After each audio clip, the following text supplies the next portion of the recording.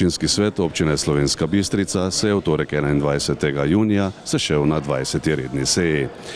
Na dnevnem redu je imel 19 točk. Svetniki so uvodoma v prvem branju potrdili odlok o lokalnih turističnih vodnikih in turističnem vodenju v občini. Sprejeli so sklep o delni povrnitvi stroškov volilne kampanje za lokalne volitve. Odločno so podprli sofinanciranje projekta Dom doma in se seznanili s poročilom starejši v občini Slovenska Bistrica. Sprejeli so dopolnitev lokalnega kulturnega programa in se seznanili z letnim poročilom o delu nadzornega odbora v preteklem letu. Občinski svet se je seznanil tudi s poročili o delovanju Komunale Slovenska Bistrica, javnih zavodov ter razvojno-informacijskega centra Slovenska Bistrica za leto 2021.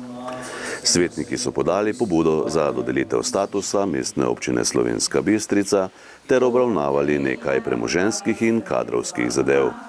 Med drugim so za direktorico Zavoda za kulturo Slovenska Bistrica imenovali Herto Žagar in podali pozitivni mnenji Aleksandri Pirš za ravnateljico vrtca Otona Župančiča Slovenska Bistrica in Blanki Rupar za pomočnico direktorice Centra za socialno delo Maribor, enote Slovenska Bistrica.